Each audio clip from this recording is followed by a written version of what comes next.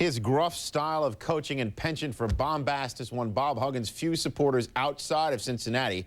But when Player of the Year Kenyon Martin broke his leg this week, arguably scuttling Cincinnati's best shot at winning a title, even his worst detractors had a feel for Huggins, we think. In our Sunday conversation, Coach Huggins sat down with Jeremy Schaap and told him, among other things, why Cincinnati should have been a #1 seed. How disappointed are you?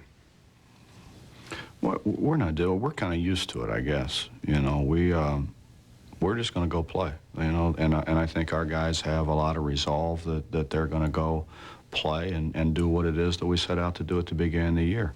You know, we've been a 2 for the last 3 years, and this is a much better team than any of the teams that were a 2 before. Do you think without Kenyon, you are still as likely as any other team in the country to win the tournament? Yeah, I think we still have a chance to win the tournament. I mean, we had a chance with Kenyon, and all you really need is a chance. Without question, we have a chance. But not just a chance, as likely as any other team. Who has a better chance than we do? I mean, I don't see anybody out there who has a better chance than we do. I don't see anybody out there that we can't beat. When you realized what had happened, how badly he was hurt, what thoughts were uppermost in your mind?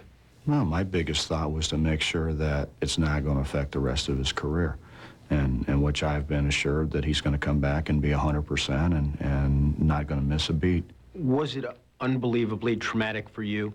It was very traumatic for me. You have to understand that that's, you know, he is probably as close to me as just about anybody that I've ever had. And you have to understand what kind of kid he is. You know, the one guy who's not ready to give it up and just end the season is Kenyon. I mean, Kenyon called me. We practiced on Saturday, and Ken said, "What time's practice? Coach, I'll be there." And that's, you know, coming out of surgery the day before. I mean, that's Kenyon's mentality. He just wants to be, the ultimate team player, which he is. Nationally, this program has had a reputation for several years being, you know, kind of a big, bad, bruising, bullying team. And now all of a sudden, all these people who maybe didn't have a reason to root for Cincinnati have found one. Because we beat people. I mean, I think those things are created, and then certainly perception becomes reality.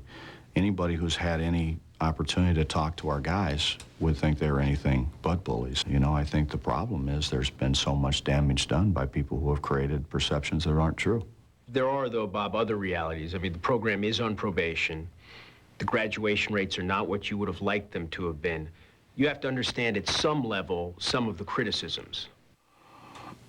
Well, you know what? I think we could go to any program in America and find the same things. Not every program's on probation. Absolutely. If I don't want to get into that. I don't want to get into that because I'll say some things that I really shouldn't say. 3 years in a row, second-round exits in the tournament. How do you avoid that this year? Well, hopefully when one of our guys gets tackled, they call a foul rather than a travel, which is what happened one time. And hopefully when we get a piece of a shot, it doesn't bank in from half court. I mean, and that happens. Temple beat us a year ago, and then the other 2 were really freak things. You said there are very few chances in life to be special.